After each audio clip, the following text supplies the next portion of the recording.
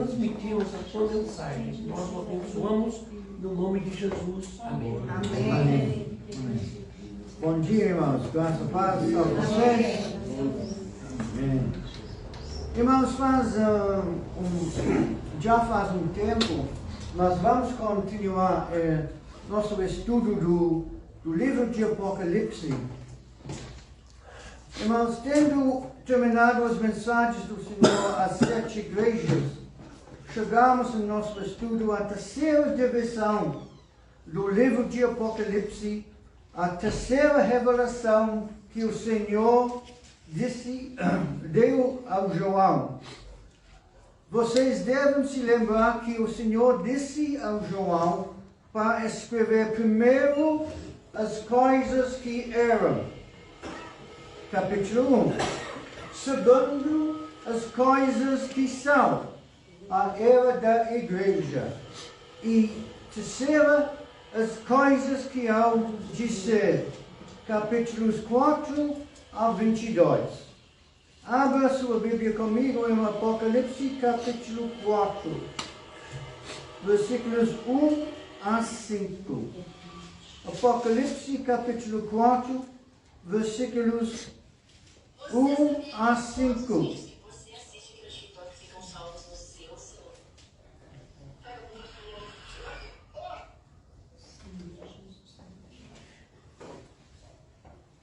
Apocalipse capítulo 4, versículos 1 a 5. Depois desses acontecimentos, observei porta no céu, e a primeira voz que eu ouvirá, voz como de trombeta, falando comigo, chamou-me, sobe até aqui, e eu te revelarei os eventos que devem ocorrer depois destes. Imediatamente me vi absolutamente tomado pelo Espírito, e diante de mim estava trono no céu, e nele estava assentado alguém. Aquele, pois, que estava assentado tinha a fisionomia semelhante às pedras lapidadas de diamante e sardônio. Ao redor do trono reluzia arco-íris, parecendo uma esmeralda. Também ao redor do trono havia 24 outros tronos. Vi assentados sobre eles 24 anciãos, vestidos de branco e com coroas de ouro sobre a cabeça. Do trono emanavam relâmpagos, vozes e trovões. Perante ele estavam acesas 7 lâmpadas de fogo, que são os 7 Espíritos de Deus. Amém. Amém. Irmãos, no capítulo 4, temos o início da parte profética do livro de Apocalipse, em que João é chamado ao céu. Para qualquer pessoa que esteja lendo o livro de Apocalipse com a mente aberta, será óbvio que algo aconteceu ou algo mudou entre o final do capítulo 3 e o início do capítulo 4. Ou seja, o arrebatamento ocorreu, porque todo o foco do livro mudou.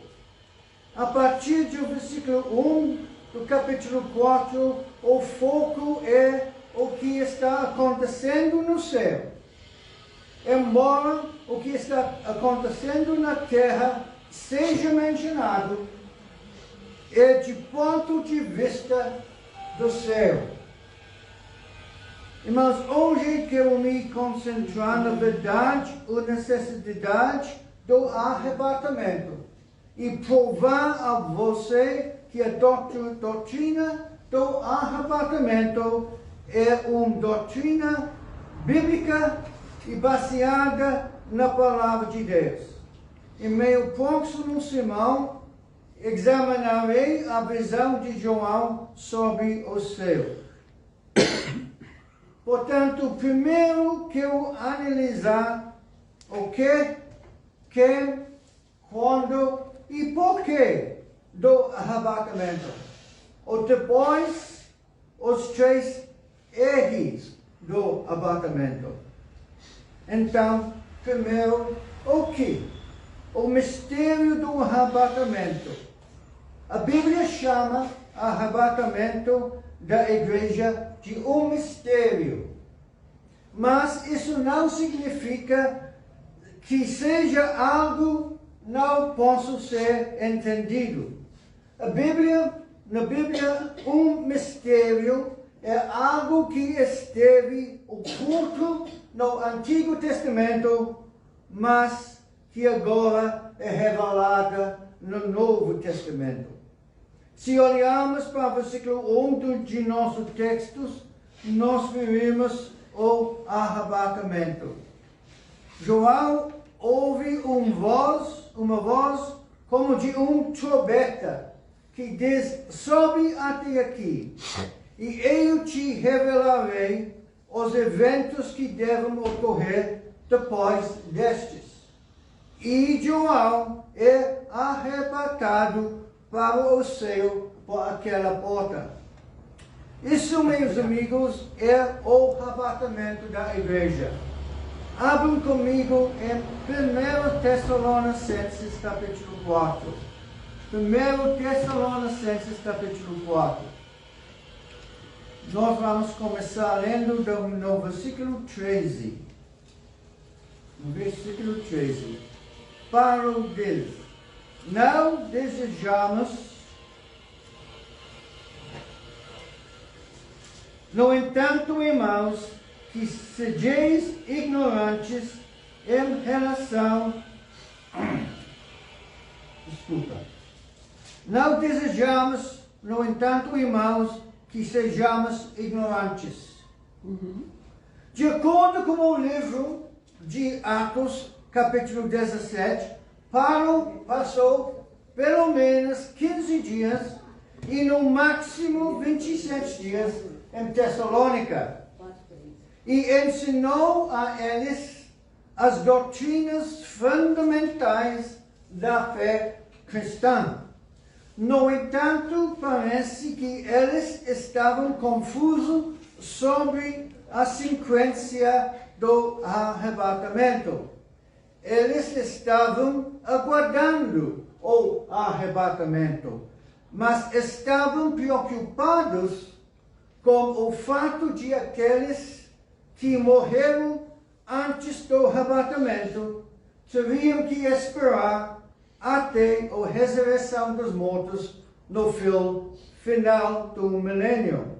Então Paulo escreve a eles e diz: não desejamos, vamos continuar lendo, não desejamos, irmãos, que vocês sejam ignorantes em relação ao que já dormem no Senhor, para que não vos entristeçais como os outros que não possuem esperança. Irmãos, graças a Deus, não estamos sem esperança neste mundo. Pois sabemos que um dia nós reuniremos com nossos entes queridos que morreram no Senhor. Vamos continuar. Porquanto, se cremos que Jesus morreu e ressuscitou, da mesma maneira devemos crer que Deus, por intermédio de Jesus, trará juntamente com Ele os que nele faleceram. Quando um cristão morreu, seu corpo permanece na sepultura, mas seu espírito vai para estar com o Senhor. Amém. Portanto, quando Jesus vem no arrebatamento, Ele traz os espíritos dos mortos em Cristo com Ele, para se reunirem com seus corpos. Agora, você pode me dizer: E quanto àqueles cujos corpos não foram enterrados inteiros ou cremados, Deus é capaz de reunir seus corpos novamente. Vamos continuar lendo 1 Tessalonicenses capítulo 4. Afirmamos a todos vós pela palavra do Senhor que nós, os que estivemos vivos quando se der o retorno do Senhor, certamente não precederemos os que dormem nele. Irmãos, as palavras pela palavra do Senhor mostram que Paulo recebeu essa revelação diretamente do Senhor Jesus enquanto estava na Arábia. Agora veja o versículo 16. Aqui está a promessa do arrebatamento. Pois, dada a ordem como voz do arcanjo e os ressoar do trombeta de Deus, o próprio Senhor, não um anjo, mas o próprio Senhor descerá dos céus e os mortos em Cristo ressuscitarão primeiro. Logo em seguida, nós, os que estivermos vivos sobre a terra, seremos arrebatados com elas nas nuvens. Amém. Para o encontro com o Senhor nos ares. E assim estaremos com Cristo para sempre. Amém. Consolai-vos, portanto, uns aos outros com estas palavras. Amém. Consolai-vos, portanto, uns aos outros com estas palavras. Amém. Irmãos, a doutrina do arrebatamento é uma doutrina que deve nos confortar. Sim. Não devemos ser como aqueles que não têm esperança neste mundo. Eu disse anteriormente que o arrebatamento era um mistério.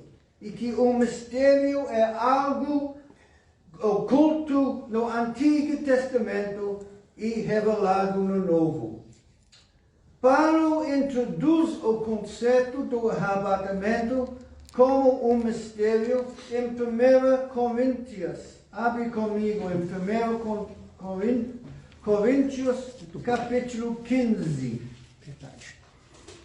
Versículos 21 e 22.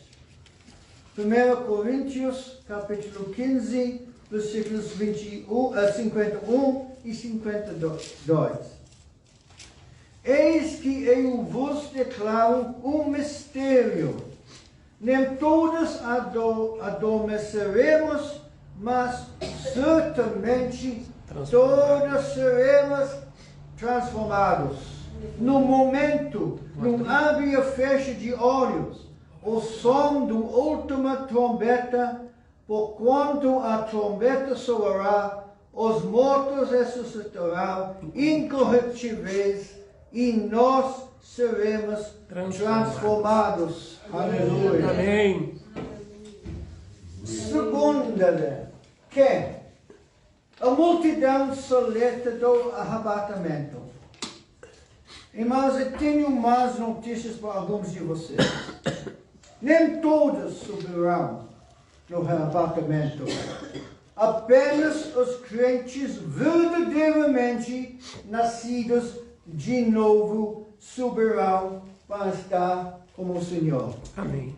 Os que ficaram para trás terão de passar pela grande tribulação e experimentar o julgamento de Deus sobre o mundo pecaminoso.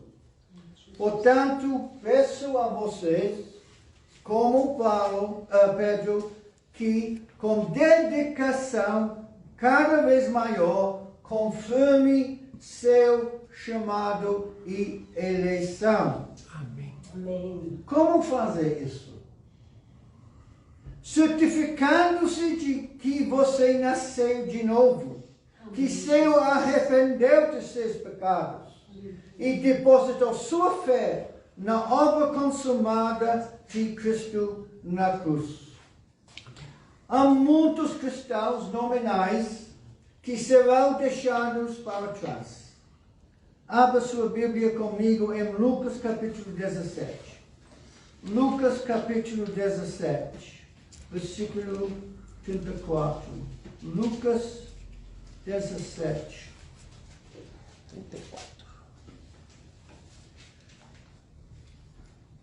34. Eu vos asseguro que naquela noite 2 pessoas estarão numa cama. Uma será levada e a outra deixada.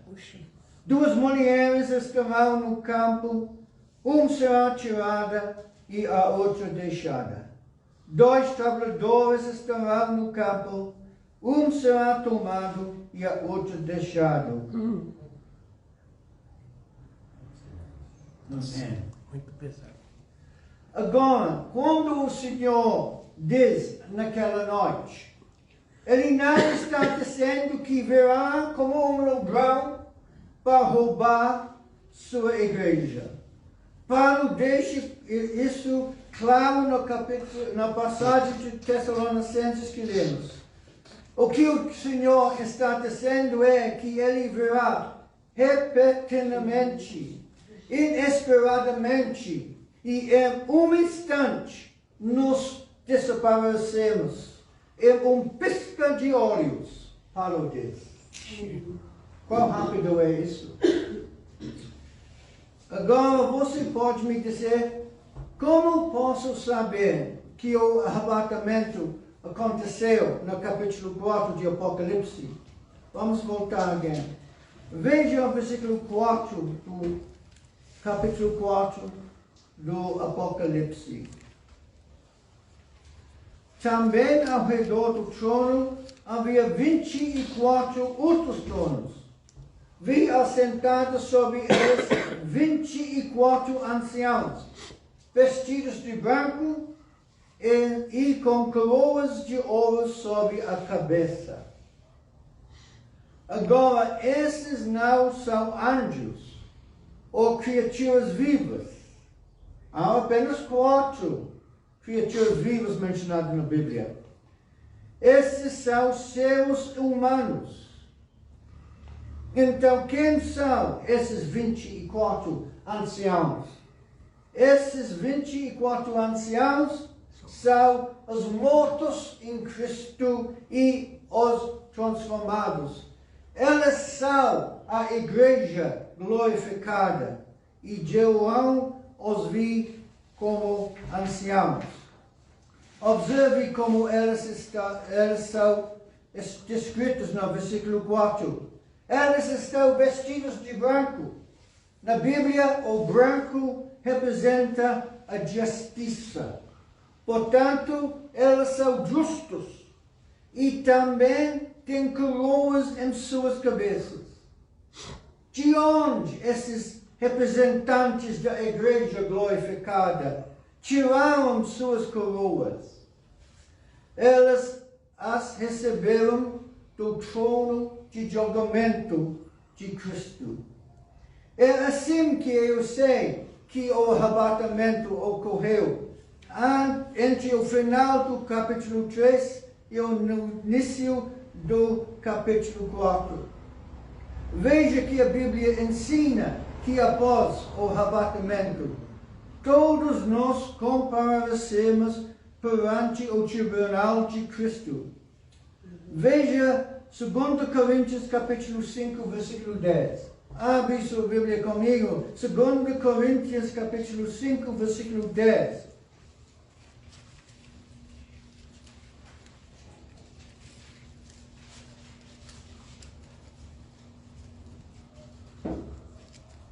Segunda Coríntios capítulo 5, versículo 10. Porquanto todos nós deveremos comparecer diante do tribunal de Cristo. Portanto, se os 24 anciãos têm coroas, elas devem ter aparecido no tribunal de Cristo. E, portanto, o arrebatamento deve ter ocorrido. Portanto, se o arrebatamento ocorreu, e a pergunta é quando ela vai ocorrer. Isso me leva ao quando. Quando ocorrerá o arrebatamento? Versículo 1 de nosso texto, capítulo 4 do Apocalipse, diz: depois desses acontecimentos, observei porto no céu, e a primeira voz que eu ouvirá, voz como de trombeta. Lembra-se do som da trombeta em 1 Tessalonicenses?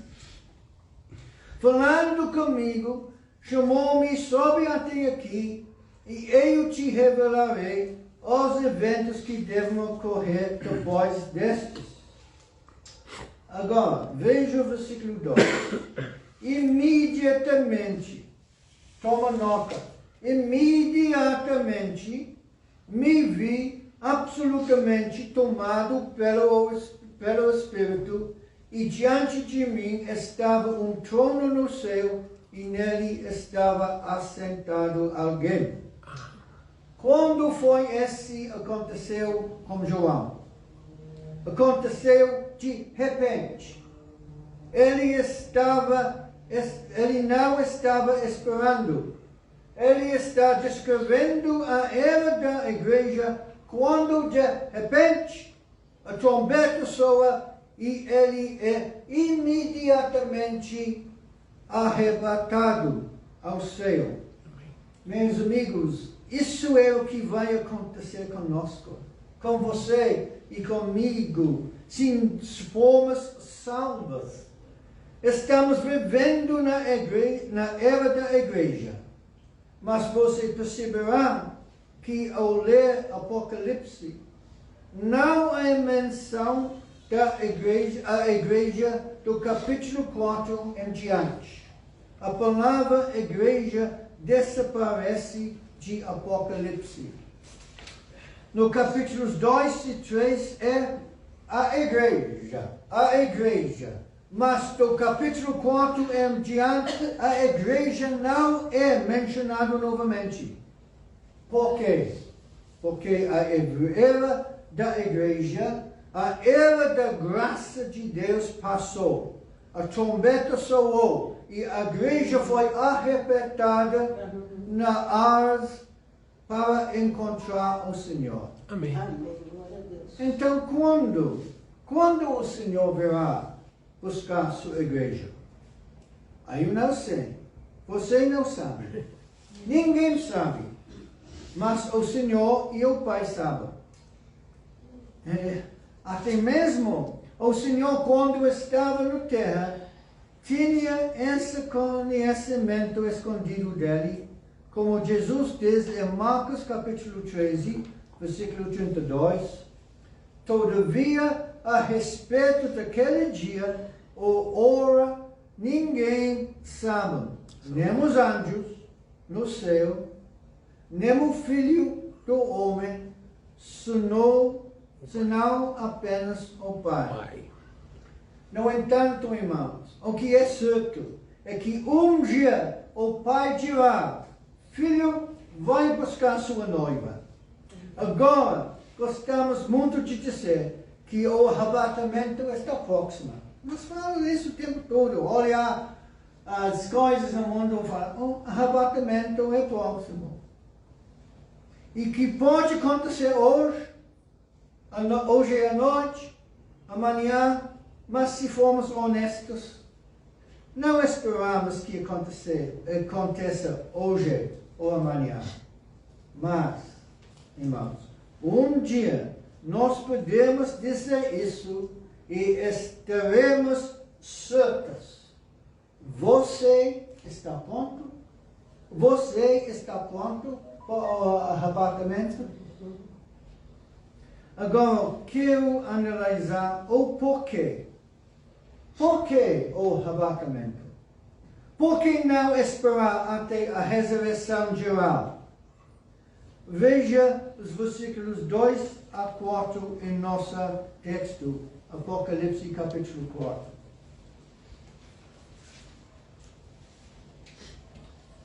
Versículos 2 a 4. Imediatamente me vi absolutamente tomado pelo Espírito, e diante de mim estava um trono no céu, e nele estava assentado alguém. Aquele, pois, que estava assentado tinha a fisionomia semelhante às pedras lapidadas de diamante e sardônio. Ao redor do trono reluzia arco-íris, parecendo esmeralda. Também ao redor do trono havia 24 outros tronos. Vi assentados sobre eles 24 anciões vestidos de branco. E com coroas de ouro sobre a cabeça. Por que existem tronos? Porque Jesus disse que se sofremos com Ele, reinaremos com Ele. Nós nos sentaremos em tronos e julgaremos o imundo. Nós vamos administrar julgamento de Deus sobre este mundo. Paulo diz em 1 Coríntios capítulo 6, se você quer abrir, 1 Coríntios capítulo 6, versículo 2.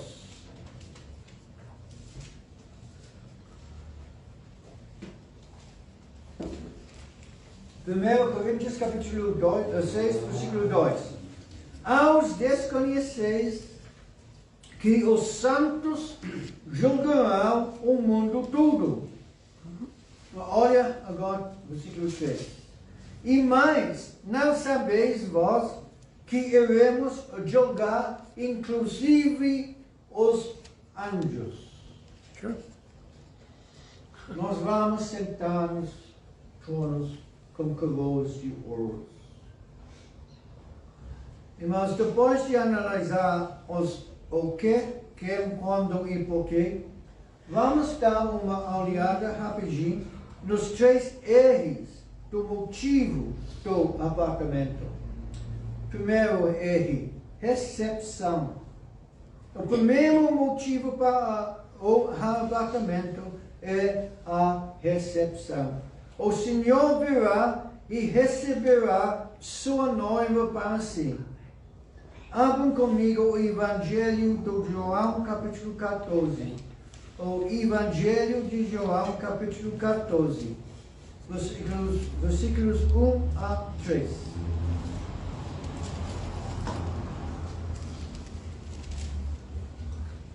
Não permiteis que o vosso coração se preocupe.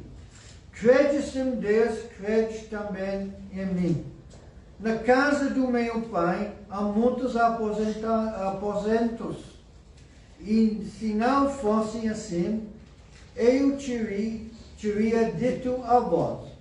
Portanto, vou para preparar-vos lugar. E quando eu me for, e vós tiver preparado um lugar, virei de novo e vos levarei para mim, a fim de que, onde eu estiver, estejeis vós também. Que dia grandioso, quando vimos o Senhor Jesus, quando Ele nos receber para si e participarmos da ceia dos bodes do Senhor, do Cordeiro. Segunda R, resgate. Para voltar para Apocalipse capítulo 3.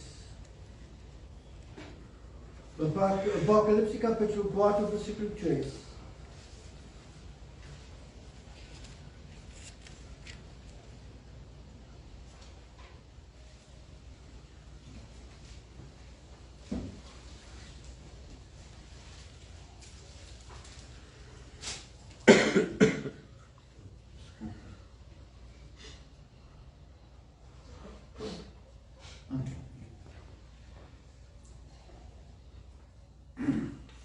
Aquele, pois, que estava assentado tinha a fisionomia semelhante às pedras, lápidas de diamante e sardônia.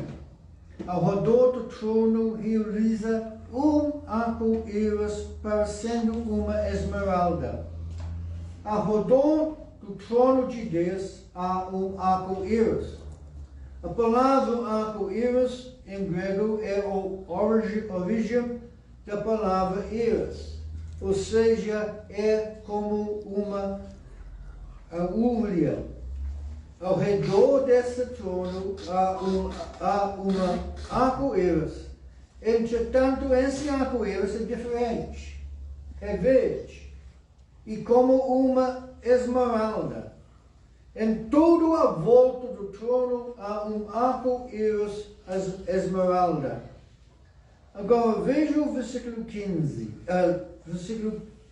5. Desculpa. Versículo 5 de Apocalipse, capítulo 4. Do trono emanavam relâmpagos, vozes e trovões. Perante ele estavam acesas 7 lâmpadas do fogo, que são os 7 Espíritos de Deus. Agora, uma arco-íris significa a tempestade passou.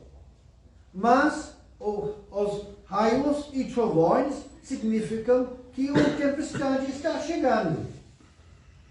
Além disso, esse arco-íris é um círculo perfeito. É uma íris. É uma aurélia. E é verde. Normalmente, os arco-íris não são verdes. Entretanto, a verde é a cor da vida. O que significa o arco-íris? Ele representa a aliança de Deus com seu povo. Quando Noé e sua família saíram da arca, Deus colocou um arco-íris no céu e disse a Noé que esse era um sinal de sua aliança com Noé e sua descendência. Não. Esse lindo arco-íris esmeralda ao redor do trono fala da aliança de Deus conosco, dizendo nós que fomos arrebatados para estar com o Senhor e que para nós há um resgate. A tempestade para nós acabou. Mas aqui na terra, uma tempestade está se formando e esta tempestade é a grande tribulação. Terceiro R, reunião. O capítulo 4, versículo 4, fala de 24 anciãos que representam a igreja glorificada. Todos aqueles que foram arrebatados para encontrar o Senhor nos ares. Abre de novo comigo em 1 Tessalonicenses, capítulo 4, versículos 16 a 18. 1 Tessalonicenses, capítulo 4, 16 a 18. Pois dada a ordem com a voz do arcanjo e ressoou da trombeta de Deus, o próprio Senhor descerá dos céus e os mortos em Cristo ressuscitarão primeiro. Logo em seguida, nós os que estávamos vivos sobre a terra seremos arrebatados com eles nas nuvens para eu encontrar com o Senhor nos ares e assim estaremos com Cristo para sempre. Amém. Amém. Consolai-vos, portanto, uns aos outros com essas palavras. Meus amigos, que dia será esse? Reuniremos nós com nossos entes queridos que morreram no Senhor. e estaremos com elas para sempre. Que reunião familiar será essa? Para encerrar, tenho de fazer novamente a pergunta: você está pronto? Pronto? Tem certeza de sua salvação? Ou está apenas falando da boca para fora como o Senhor? Mais uma vez peço que você tenha certeza de seu chamado e eleição. Vamos orar. Nosso Deus, nosso Pai, nós agradecemos, Pai, por seu amor, sua misericórdia, sua graça.